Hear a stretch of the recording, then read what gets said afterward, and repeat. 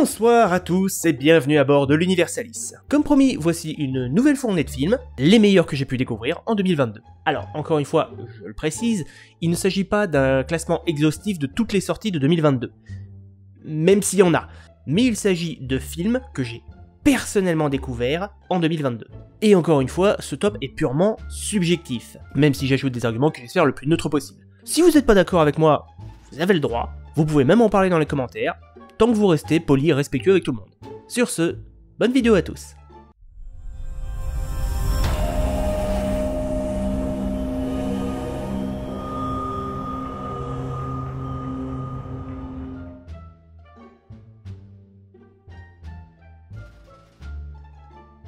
Inhabituel de commencer un top de début d'année avec un film de quasi-Noël, film d'horreur qui plus est, alors que, en toute sincérité, je déteste le cinéma d'horreur. L'histoire est celle de Eva, une ancienne sportive devenue paraplégique suite à un accident, et qui reçoit pour son anniversaire un calendrier de l'Avent maudit. Ok, dit comme ça a l'air complètement stupide, mais le calendrier est super classe. Sauf que ce calendrier a des règles de fonctionnement très strictes, et peut vite devenir mortel si on ne les respecte pas. Alors on va sûrement me dire que c'est le genre de truc qu'on a déjà vu 1000 fois, avec les clichés habituels, c'est probable, mais en même temps, je trouve que le film a réussi à éviter un bon paquet des clichés que je peux reprocher d'habitude au cinéma d'horreur. Alors il y en a toujours, hein, bien sûr, même si perso ça m'a pas énormément gêné. Surtout, et ça pour moi c'est assez inhabituel, peut-être parce que je regarde pas assez de films de genre, c'est que le calendrier a une contrepartie positive. Si tu suis les règles, oui, il va t'arriver des horreurs, mais t'auras aussi droit à des bonnes surprises. Après, il y a quand même des aspects négatifs, du genre le tout premier flashback de l'héroïne, c'est pratiquement au tout début du film, hein, qui est ridicule de nul, j'ai trouvé très basique, très cheap, c'est super quand tu commences le film, et aussi une séquence d'agression sexuelle, mais en soi c'est pas la scène en elle-même qui m'a dérangé, c'est surtout la suite, parce que déjà l'agression était quand même en elle-même assez traumatisante pour l'héroïne. Je sais pas, t'es handicapé, t'as un mec qui essaie d'en profiter, bah oui, c'est un petit peu traumatisant. Mais non, on retrouve l'héroïne le lendemain dans un parc, c'est le... Pas de traumatisme, pas de problème, non, c'est... Là, niveau écriture du personnage, c'était pas génial. Et la déduction finale sur le calendrier, je ne spoile pas, qui est due à un pic d'intelligence d'un personnage, tu t'attends absolument pas à ce que ça vienne de lui.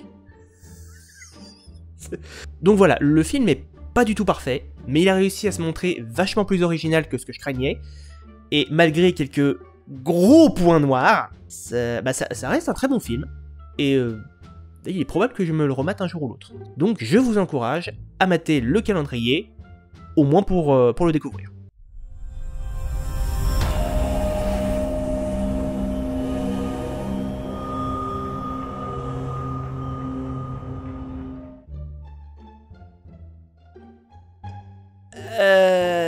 Alors, je triche un peu pour le coup.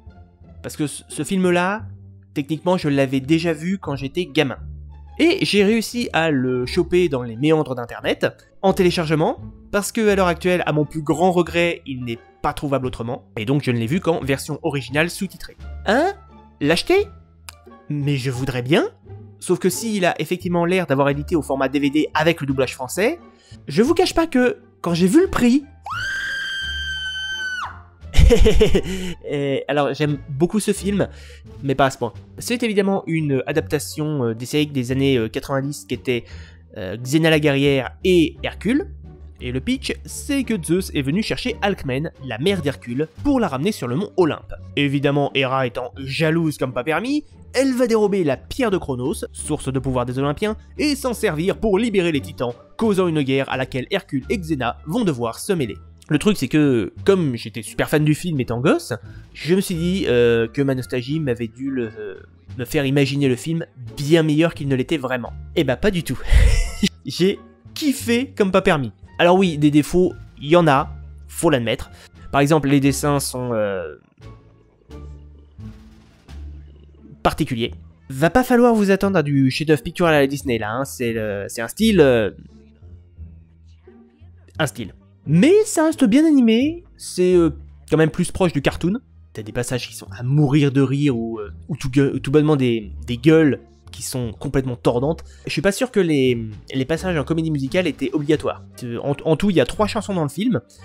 Ok pour la première qui raconte un petit peu l'histoire d'Hercule, mais les 2 autres, tu sens que ça fait plus remplissage qu'autre chose, quoi. Et aussi, bon, probable que mes souvenirs et la nostalgie parlent pour moi, mais pour les souvenirs que j'ai de la VF, elle était infiniment meilleure que la VO. J'ai des répliques qui me sont encore gravées au fer rouge dans la tête, et qui avaient tellement plus de punch que les voix des acteurs originaux. Parce que oui, les personnages sont doublés par les acteurs originaux des séries. Donc Kevin Sorbo, Lucy Lawless, tout ça. Et qui sont donc des acteurs, pas des comédiens de doublage. Bon après, me faites pas dire ce que j'ai pas dit, hein. Il y a beaucoup de sous-jeux, mais globalement ça passe. Je suis quand même impatient de pouvoir comparer avec la VF. Autre défaut niveau cohérence, les dieux sont quand même vachement faibles. Alors oui, Hera leur a dérobé la pierre de Chronos qui est la source de leur pouvoir, mais enfin, Xena, qui pour ce que j'en sais est quand même juste une mortelle bien entraînée, elle a aucun problème à gérer les titans. Et quand tu la vois agir, tu fais wow, meuf, limite t'es au même niveau qu'Hercule, quoi. On peut peut-être aussi éventuellement critiquer que c'est plagié sur Disney, le Hercule de Disney, qui, si je me souviens bien, était aussi basé avec les 4 titans qui étaient chacun basés sur un élément, et qui justement faisait la guerre avec l'Olympe. J'ai vu le Hercule de Disney qu'une seule fois, et n'ayant pas été particulièrement marqué par ce dessin animé, c'est peut-être que ça m'a pas... peut-être que c'est pour ça que ça m'a pas autant choqué que ça. Donc voilà, très bonne redécouverte de ma part, et franchement, je m'attendais à être déçu, et bah même pas. Je vous conseille donc de regarder Hercule et Xena, la bataille du Mont Olympe, si vous le trouvez, et si possible en VF, parce que pour moi, ça reste un bon visionnage.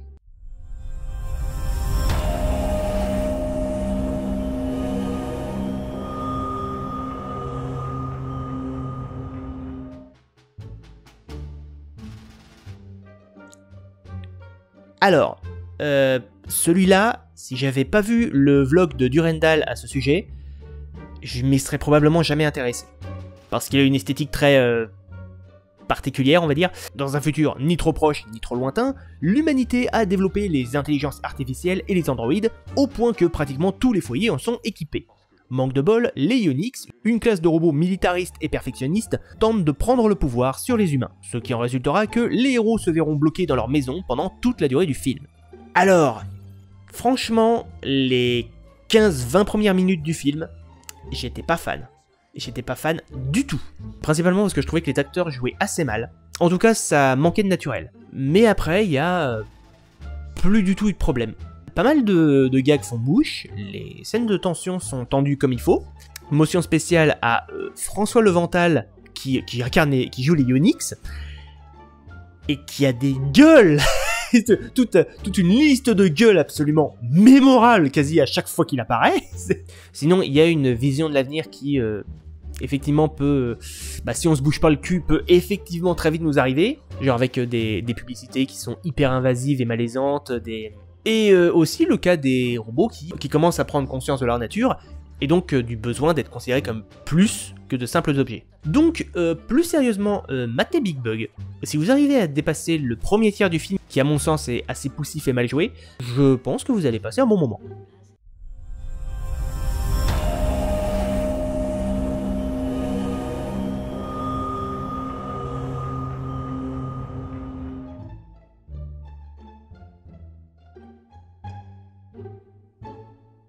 Alors, en tant que pro VF, je suis d'ordinaire du genre à valoriser les traductions en français, et notamment les doublages. Il n'empêche que souvent, la France a une tendance à traduire les titres de certaines œuvres de façon complètement débile. Albert à l'Ouest en est la preuve absolue. Le titre original, c'est A Million Ways to Die in the West.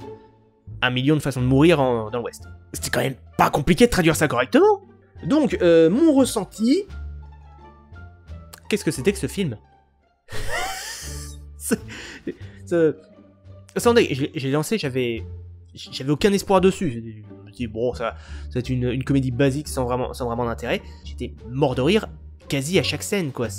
L'histoire concerne notamment le personnage d'Albert Stark, un éleveur de moutons pas bien courageux, qui va voir débarquer dans sa ville paumée du fin fond du Far West une jolie jeune femme dont il va tomber amoureux. Manque de bol, la donzelle est en fait la petite amie du pire hors-la-loi qui existe. Bon, je vous préviens, c'est un humour qui est parfois assez trash et bas de plafond. Mais putain, qu'est-ce que c'était fun. Et surtout, les références, putain. Je ne vous spoilerai rien, mais il y a parfois des scènes que tu vois arriver, tu fais... Oh putain, fallait l'oser celle-là. Vraiment, t'as parfois des scènes ou des caméos qui arrivent, tu fais... Qu'est ? Genre, à un moment, t'as Ryan Reynolds. Il est là pour une scène, pour une dizaine de secondes. Il est là, il dit rien. Tu sais pas pourquoi, mais il est là. Franchement, c'est un énorme délire sur le Far West. J'étais persuadé que j'allais pas décrocher un sourire de tout le film, parce que clairement l'histoire me hypait pas particulièrement. Et pourtant, il a fini dans mes tops. C'est sacrée prouesse. Donc, si vous aimez l'humour barré, les références et aussi un peu le trash, foncez, c'est un film super fun. Il y a énormément de gags qui fonctionnent, les personnages sont cool à suivre. Bref, c'est une très bonne comédie et je vous invite à la découvrir si ce n'est pas déjà fait.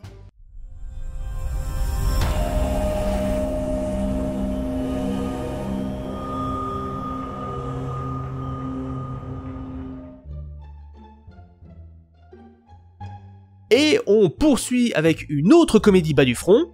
Alors, est-ce que G.I. Joe, le réveil du cobra, est un film débile? Oui, profondément. Mais il est débilement fun. Le pitch, c'est que les G.I. Joe sont une organisation militaire internationale qui recrute les meilleurs des meilleurs et vont devoir affronter leur némésis, un certain McCullen, qui a l'intention de plonger le monde dans une guerre totale pour le profit. C'est un délire purement années 90, avec une espèce de technologie SF pour de l'action à grand budget. Certes, c'est prévisible à de multiples reprises, mais qu'est-ce que je me suis éclaté à le mater. En même temps, c'est réalisé par Steven Sommers, qui a réalisé La Momie de 99, donc niveau délire, je pense que c'est à peu près la même chose. Si vous avez vu La Momie de 99, vous savez à peu près à quoi vous attendre en termes d'action. Les persos sont marrants à suivre, et l'histoire est cool. Pas grand chose d'autre à dire, j'ai maté sa suite qui, en l'occurrence, est sympa, mais moins que le premier.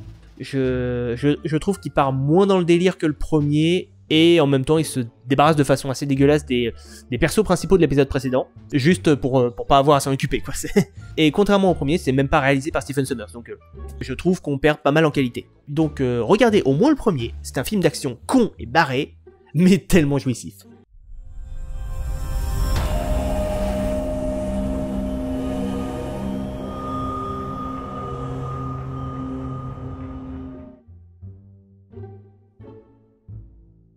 Alors, petite anecdote, ce film-là m'a été conseillé par ma mère, qui est pas du tout cinéphile, hein, on a quasi aucun goût en commun sur les films et les séries. Donc, et là encore, à la base, j'ai maté ce film essentiellement pour me renseigner pour l'épisode d'Universalis qui sortira en février. Le soir de la Saint-Sylvestre, le 31 décembre donc, Monsieur Martineau, qui a découvert le cadavre de deux fillettes, est emmené au commissariat pour y faire son témoignage devant l'inspecteur Galien. Sauf que devant l'attitude très ambiguë et suspecte de Martineau, le témoin devient un suspect, et tout le film tourne autour de la question, est-ce que ce ne serait pas lui qui aurait violé et tué les deux gamines?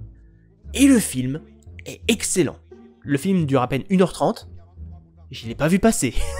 J'ai pas lâché le film d'une semelle, tellement la tension, les dialogues étaient vraiment parfaitement menés.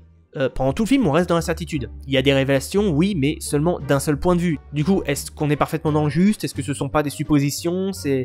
J'aurais quand même un bémol sur la toute fin du film, qui se termine d'une façon que j'ai trouvé assez bizarre, mais comparé à toutes ses qualités, c'est vraiment rien. Clairement, c'est un excellent long métrage. Si vous aimez les films policiers à tendance huis clos, je pense que ça pourrait énormément vous plaire.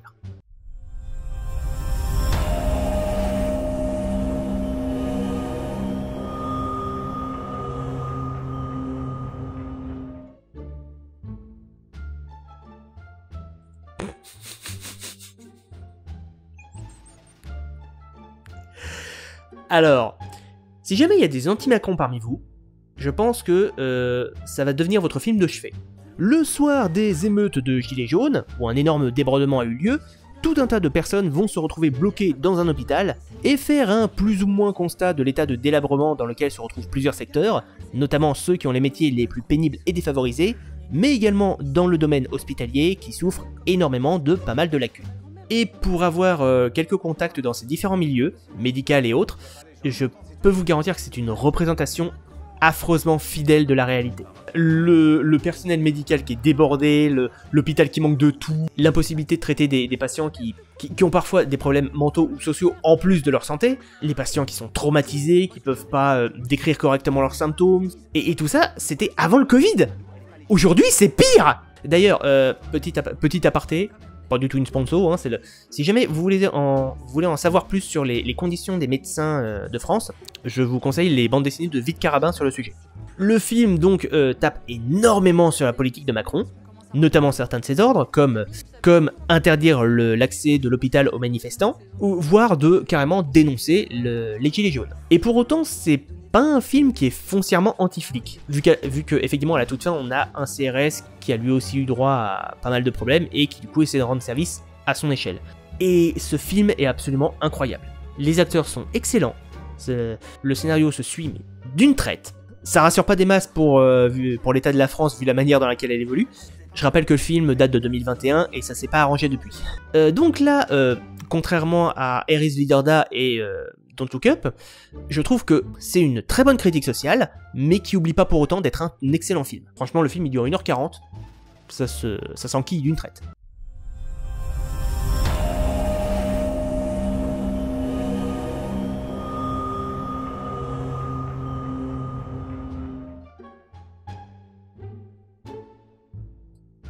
Évidemment. Quand il y a un Disney ou un Pixar, en général, je suis fan. Encanto, ça raconte l'histoire de la famille Madrigal, qui, 50 ans plus tôt, a bénéficié d'un miracle leur offrant non seulement une maison magique, mais également des pouvoirs pour chaque membre de la famille. Sauf que Mirabel, non seulement n'a jamais obtenu son propre don, mais en plus, elle constate que la magie est en train de doucement mettre les voiles. Comme d'hab, visuellement c'est magnifique, le film a réussi à m'émouvoir aux larmes. Ouais, j'avoue, Disney et Pixar sont très très forts à ce jeu. Le revirement de Isabella, je l'ai tellement pas vu venir.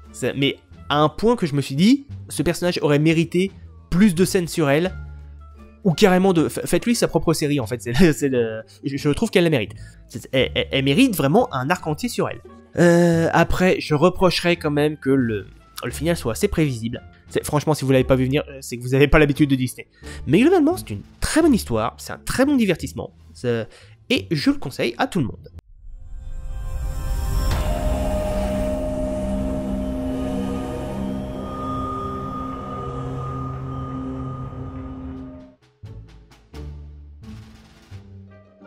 Le film nous fait suivre Ellie, une jeune étudiante en mode, alors qu'elle doit aller à Londres pour ses études. Sauf que, truc inhabituel, Ellie est extra-lucide, ce qui lui permet d'avoir quelques visions cheloues de temps à autre. Alors qu'elle rejoint une chambre à louer, chaque nuit elle va se mettre à rêver de Sandy, une chanteuse des années 60, et sa descente aux enfers dans le quartier de Soho. Sauf que, évidemment, ça aura des impacts de plus en plus problématiques sur la vie d'Ellie. Et c'est un excellent film. Je le redis encore, je suis pas du tout fan des films d'horreur. Et j'avoue que celui-là, j'ai beaucoup de mal à le ranger en cette catégorie en fait. Fantastique, à la limite, mais épouvante horreur, pas des masses. Hein. À part 2-3 scènes qui sont un peu tendues du slip, mais j'ai pas vraiment eu l'impression que le film essayait de faire peur ou de choquer ou quoi que ce soit. L'histoire est super cool à suivre, et la plupart des personnages sont hyper attachants. À la limite, les seuls points noirs que j'ai à noter, le premier c'est qu'à un moment, on a un des personnages qui va marcher sur des bouts de verre. Et donc se blesser. Et quand on le revoit une ou deux scènes plus tard, le mec a aucun problème à piquer un sprint. La vache, il guérit vachement vite. Ce qui est d'ailleurs peut-être en lien avec le second point noir, c'est la gestion du temps. Tel que le film s'est déroulé entre le jour où Ellie arrive à Londres et celui où le problème est résolu, t'as l'impression qu'il s'est passé une semaine, tout au plus. Alors oui, on a bien la fête d'Halloween à un moment, et si les écoles londoniennes fonctionnent un petit peu comme les nôtres, ça veut dire que la rentrée a lieu en septembre, donc ça voudrait dire qu'il s'est passé à peu près 1 ou 2 mois, t'as absolument pas l'impression qu'il s'est passé 2 mois depuis le début du film, mais malgré ça, je le redis, c'est un excellent film, il y a de très belles images, notamment dans les scènes de vision, surtout au début quand on a droit à des jeux de reflets dans les miroirs, c'est vachement beau. La révélation finale, je l'ai absolument pas vu venir. Bref, c'est un très bon boulot, et je vous encourage chaudement à le regarder, surtout si vous n'êtes pas fan d'épouvante horreur, parce que ça n'en est quasi pas.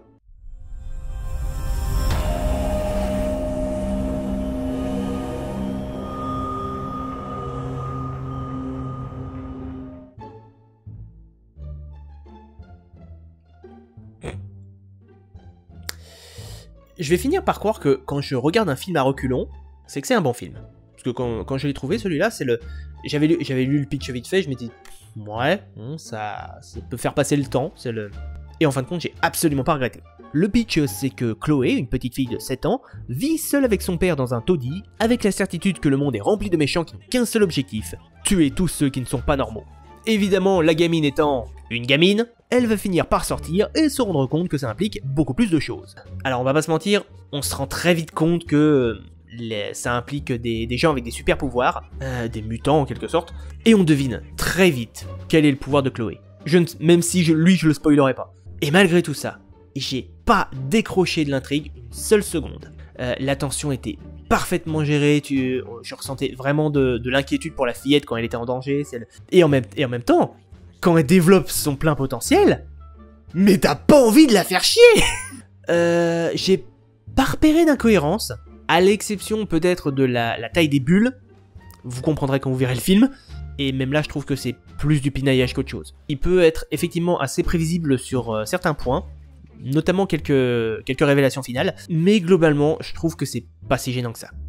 C'est une excellente découverte, les acteurs sont très bons, l'histoire est très bonne, franchement, Freaks c'est un film à découvrir.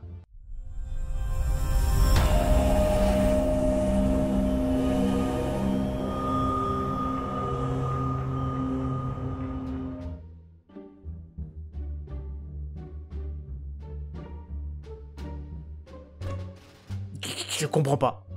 Quand le film Birds of Prey est sorti, tout le monde, en tout cas la plupart des critiques ciné, se sont mis à dégueuler sur le film. Comme quoi c'était une sombre merde qui essayait de surfer sur la vague féministe en mettant que des femmes en avant.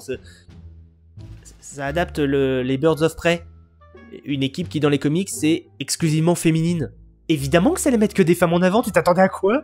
L'histoire, c'est que Harley Quinn, suite à sa rupture avec le Joker, décide de prendre son indépendance. Sauf que, n'étant plus sous la protection du clown, absolument tout le monde veut la buter. Et notamment Roman Sionis, alias Black Mask. Quinn va donc passer un marché avec Sionis, et ce faisant va plus ou moins se télescoper avec 3 autres grands noms féminins de Gotham, à savoir la détective Renée Montoya, Huntress et Black Canary. Les actrices sont toutes très bonnes dans leur rôle, Margot Robbie en Harley Quinn c'est toujours un très bon choix, les vannes passent super bien, Ewan McGregor en Black Mask, c'est parfait.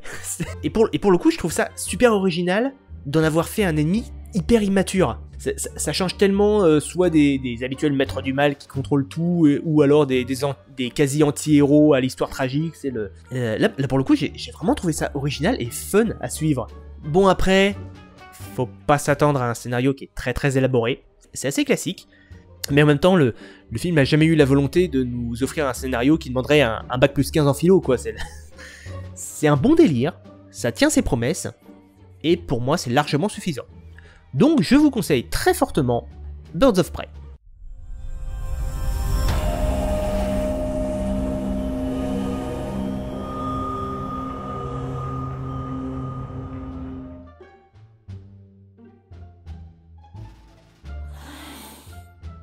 Et ben encore une fois, Doctor Strange c'est mon héros favori du MCU.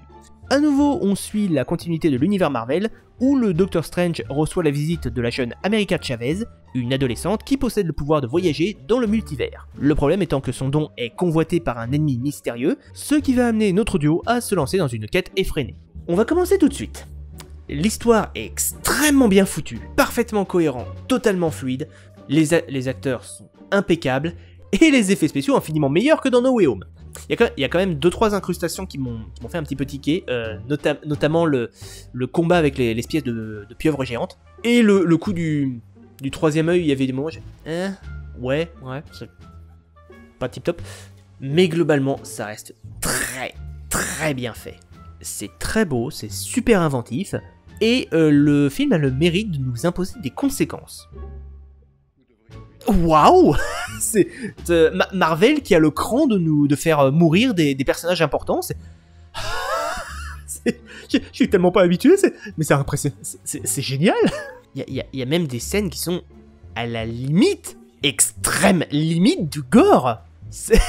Il y a des scènes de meurtre, mais tu vois ça, tu fais... Attendez, Disney a autorisé ça?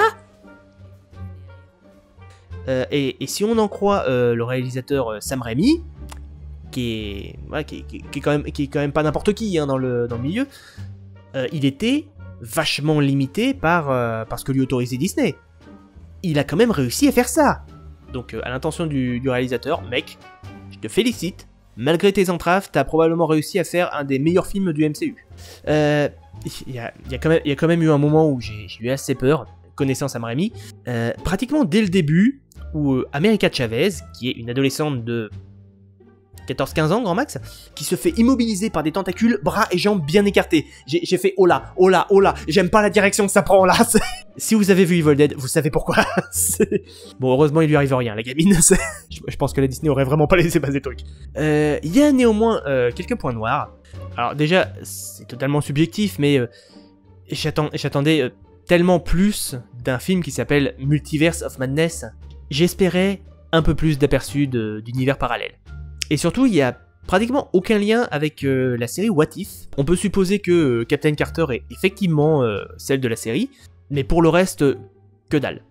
Et non, le Dark Doctor Strange n'est pas celui de la série What If. Ils sont totalement différents. Ils ont pas les mêmes, ils ont ni les mêmes objectifs ni les mêmes origines. C'est pas le même. Du coup, vous pouvez totalement ignorer What If. C'est pas nécessaire pour voir le film. Par contre, le visionnage de WandaVision est obligatoire. Sinon, vous allez rien paner à certains comportements et autres retournements de situation. Par contre, j'ai l'impression que le multivers du MCU a des bases de plus en plus fragiles. Si vous vous souvenez bien, dans No Way Home, on a eu 3 Peter Parker qui avaient chacun une gueule différente. Une manière pour Disney de nous dire que, à partir de maintenant, vous n'avez plus à vous plaindre de la tronche du genre ou de l'ethnie d'un personnage qu'on va utiliser. On aura toujours l'excuse du multivers.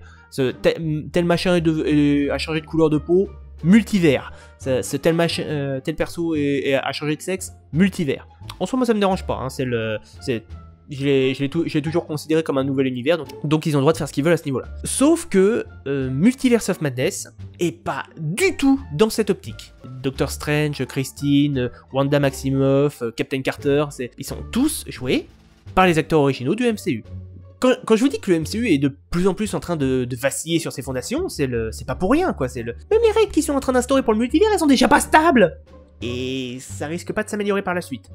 Néanmoins, en tant que film, je persiste et je signe, Doctor Strange and the Multiverse of Madness est probablement un des meilleurs représentants, si ce n'est le meilleur représentant du MCU. Et malheureusement, j'ai peur que ce soit un des derniers. Donc, s'il vous plaît, si vous aimez la qualité, regardez en masse Multiverse of Madness pour que, en comparaison, No Way Home ressemble à un énorme flop. C'est le meilleur moyen de faire piger à Disney qu'on veut de la qualité.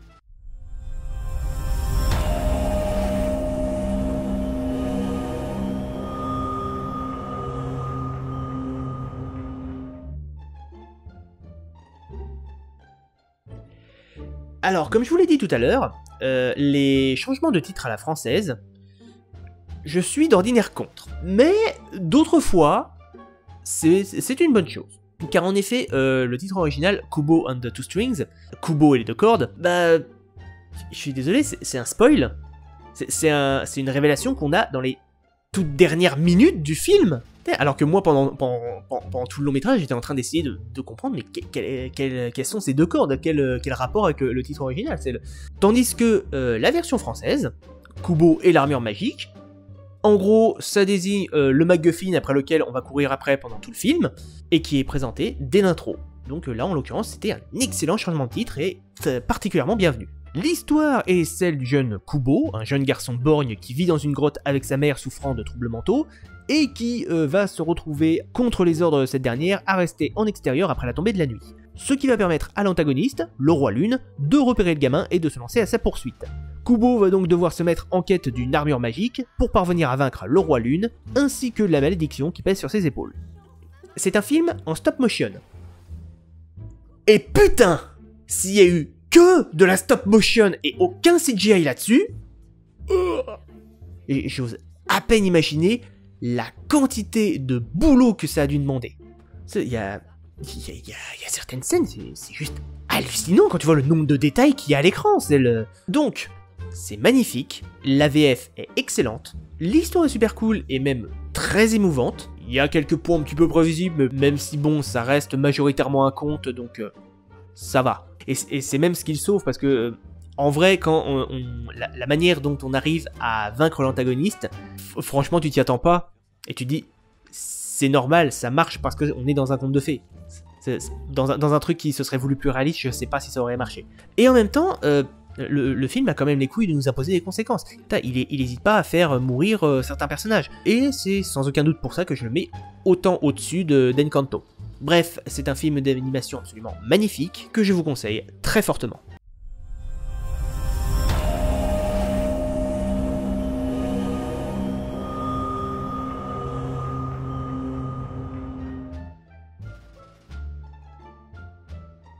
Alors, je vais d'abord commencer par mettre les choses au point. À la base, le remake entièrement féminin de Ghostbusters, je l'ai boycotté, mais pas pour les mêmes raisons que tout le monde. À l'origine, il y avait eu une annonce comme quoi ils allaient faire un SOS Fantôme 3, ce que déjà, voilà, j'étais pas super fan de l'idée parce que, ressortir une licence vieille de 20 ans pour en faire une suite, en général, le film est mauvais, quoi. Ensuite, il y a eu la mort d'un des acteurs du cast principal, donc je me suis dit, bon, c'est bon, là, ils vont pas continuer, quoi. On va quand même faire la suite. Oh putain de merde. Donc ça puait de plus en plus. Jusqu'à ce qu'on commence à annoncer, il y aura un casting, cette fois, entièrement féminin. Et là, ça a commencé à m'intéresser, parce que je me suis dit, ça va être un passage de flambeau. On va avoir l'ancienne équipe, donc, entièrement composée de mecs, dont Vecman, qui est un harceleur sexuel et un machiste de première. Donc là, je me suis dit, vraiment, ok, là, le pitch a l'air assez intéressant pour me donner envie de regarder une éventuelle suite. Puis est arrivée la nouvelle fatidique. En fait, ce sera pas une suite, ce sera un remake. Allez vous faire enculer. À la base, si j'ai refusé de le voir, c'est pour ça. J'ai fini par le voir quelques années plus tard. Et en fin de compte, je me suis dit, ouais, j'ai bien fait de pas dépenser d'argent pour le regarder, celui-là. Puis est arrivée l'annonce de SOS Fantôme l'héritage, Afterlife dans son titre original. Là, en l'occurrence, le changement de titre me gêne pas particulièrement.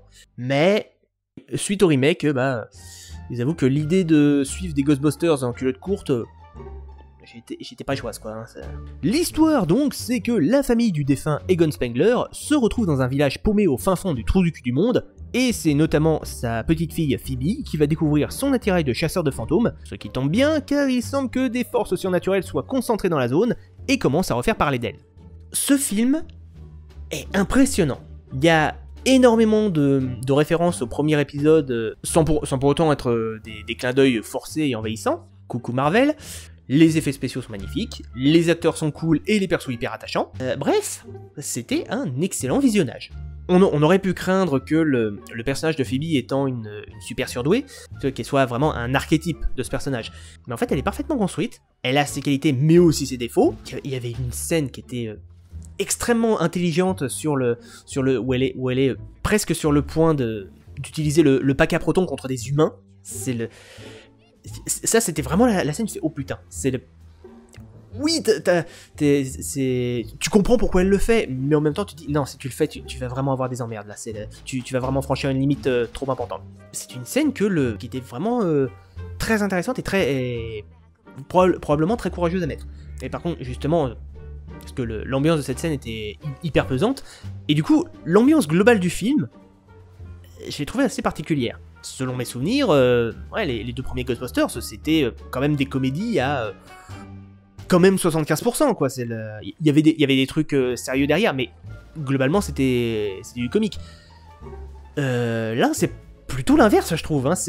Les trois quarts, c'est du serious business, et on a un petit peu de comique par-dessus, mais pas beaucoup. C'est vraiment à partir du moment où les fantômes commencent à arriver en masse que voilà, on commence à sortir quelques délires. Et il y a parfois des scènes où je me disais, ah oui d'accord, là on a changé de registre, carrément, d'accord, ok, c'est le...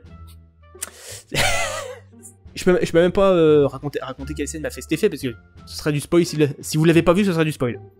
Ceci dit, je préfère largement que le film se soit orienté dans un cadre beaucoup plus sérieux, contrairement au reboot qui, lui, voulait être une comédie à 100%, mais qui était jamais drôle en fait.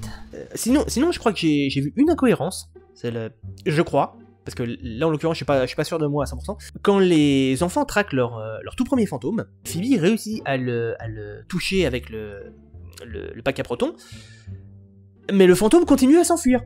Je sais pas, c'est pas censé immobiliser les fantômes ce truc, mais en même temps, ils sont à bord d'une voiture qui est en pleine course. Si ça se trouve, s'ils avaient freiné, le fantôme aurait pu arrêter de bouger et ça leur aurait énormément facilité la tâche. Donc voilà, pour le coup, est-ce que c'est vraiment une incohérence ? Je sais pas. Sinon, on a plusieurs scènes post-génériques, dont une qui annonce qu'on aura bien une suite. Si la suite est du même niveau que celle-là, et qu'on y retrouve la petite Phoebe en casseuse de fantômes, moi je suis totalement pour. J'aurais juste un seul regret, totalement subjectif. J'aurais préféré que la gamine s'appelle Kylie. Parce que ça aurait fait un lien avec une série d'animations que je regardais beaucoup quand j'étais gamin et que j'adorais. C'était Extreme Ghostbusters. Où on avait une nouvelle équipe de casseurs de fantômes, qui était dirigée par Egon Spengler. Et parmi l'équipe, on avait Kylie Griffin, qui justement était une surdouée. Donc pour le coup, la boucle aurait été bouclée, j'aurais trouvé ça parfait.